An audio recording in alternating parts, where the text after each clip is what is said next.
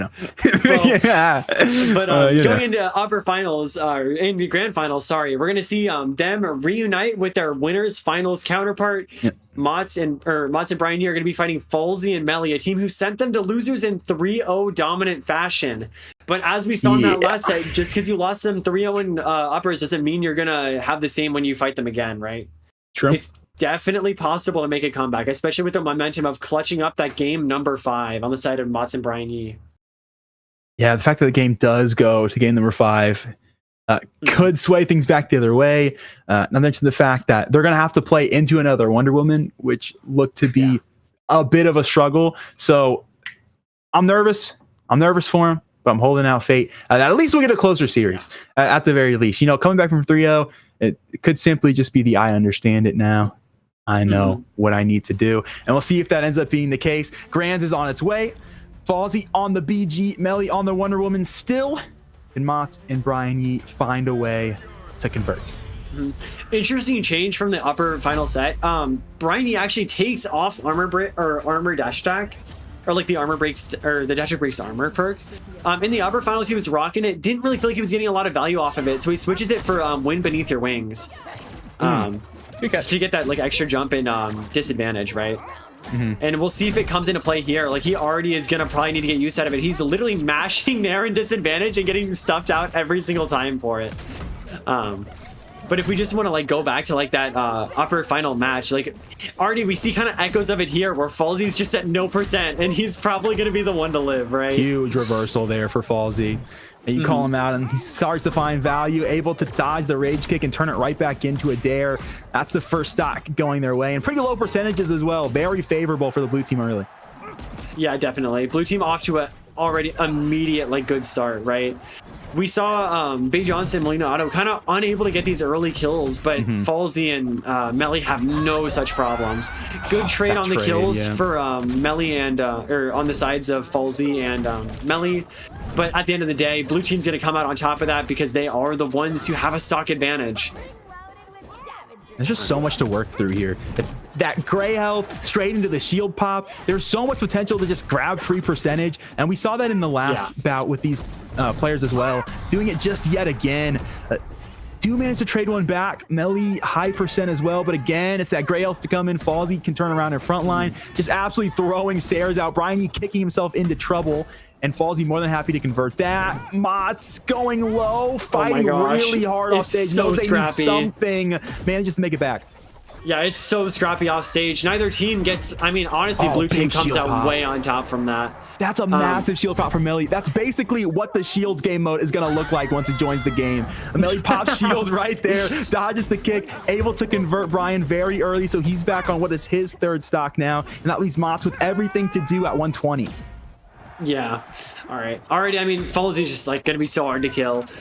And Motz already at 130%, right, off stage in disadvantage in a very scary spot. Yep, and then Fallzei's just gonna end up picking the kill up anyways. And really well played from them.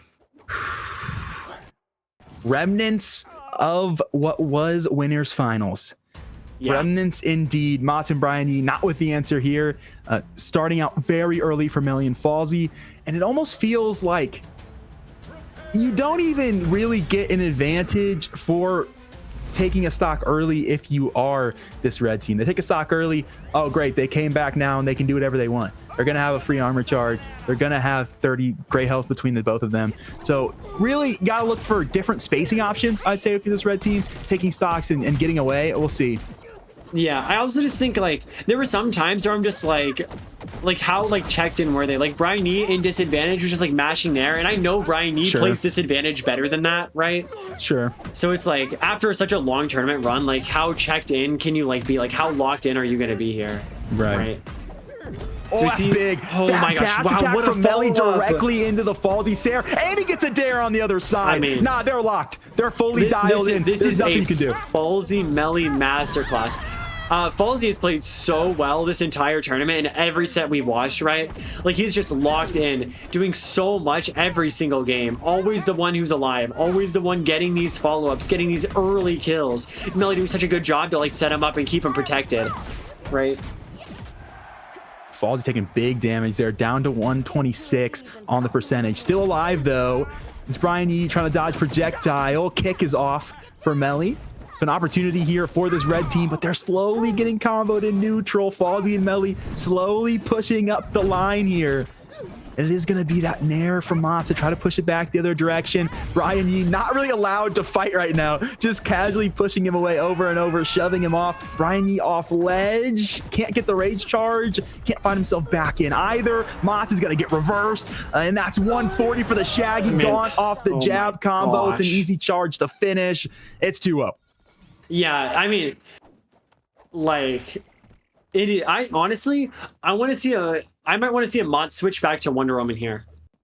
I think the Harley maybe isn't like Harley's a really late character, and against a comp like this, like Banana Guard Wonder Woman, where the kills come so early, and like things like Wonder Woman Nair do so many openings for the comp. I think that having that Wonder Woman Nair on your own side, yep, we're gonna see it here. I mean, like clockwork, you lose a game, switch to Wonder Woman. We're gonna see if this is kind of the adaptation that they needed, because I think it will end up working out for them, right?